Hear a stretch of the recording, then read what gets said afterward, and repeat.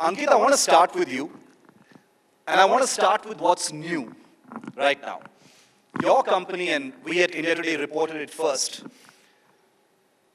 has started supplying drones to the Indian Army in the backdrop of what we've seen happen in Ladakh. Now, I know we can't get into any specifics, but I want you to paint a picture for our audience here of what your drones, as we speak now, are doing for the Army in Ladakh. And as a journalist who's been there, I know that they're providing a technology and a capability that has never been available before. Paint us that picture, Ankit. So we all remember what happened during the Galwan tragedy that our country went through, and one of the biggest reasons why we could not predict those kind of movements was because in those extreme harsh environments there is no availability of intelligence unless you have technology to aid and support that. We do have a certain set of systems that can keep an eye on those areas and those borders. But typically what we find is that these larger systems that get deployed ultimately are fewer in number, and they can keep eyes only on as many number of areas as we can afford to deploy them. And also it is difficult to create the infrastructure required to deploy those kind of systems. So the Indian Army, which has been looking at the drone technology for a really long while now, decided that they want to actually induct systems which are more in number, distributed surveillance, to look at these very, very precious areas of our country. And therefore, they decided to go for purchasing systems that can help us keep that eye at that altitude in those environmental conditions. And I think today, the systems that we are delivering to them are helping them keep those eyes on those areas to give them unprecedented views of what they never saw was even existing on the other side or had already been done to their surprise, and finally be able to get more familiar with the terrain that while we are intimate with, but we only see the ground view of it, not the God's view of it.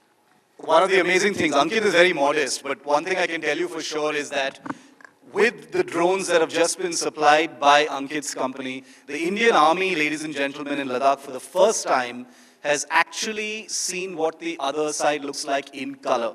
So far they've had fuzzy black and white images. I'm sorry we can't show you those images because they're classified, but the first color high resolution images of what the other side is doing.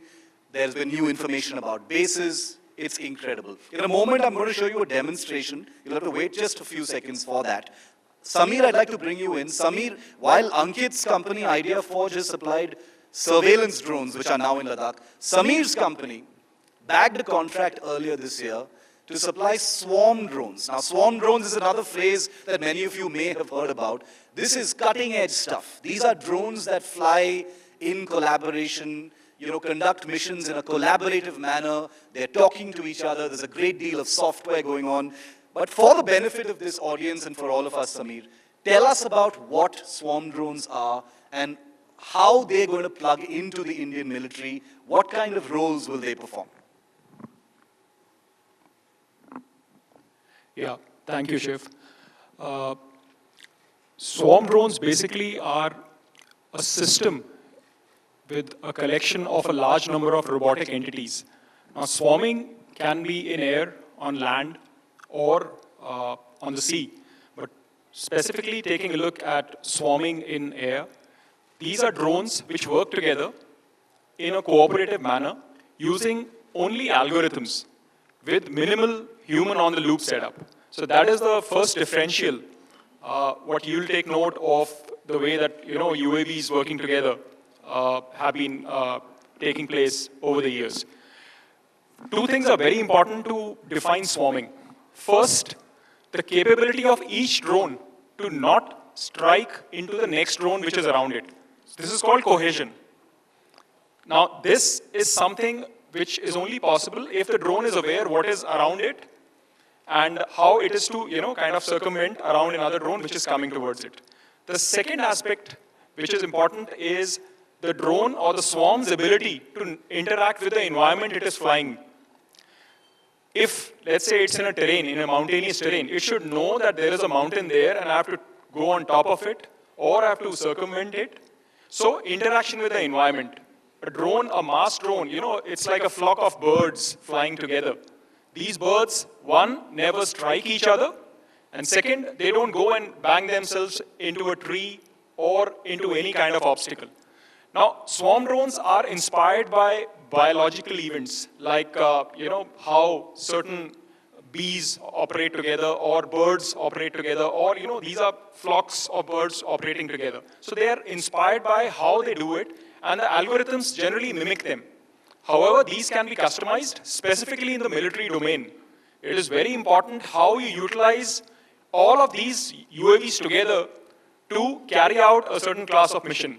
There is only one aim for a swarm mission, and that is saturation.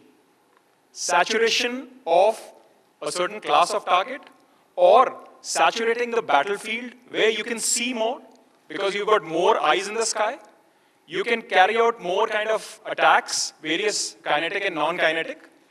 And last but not the least, you have so many numbers that even if some of them are shot down, you still have dominance over that area of interest.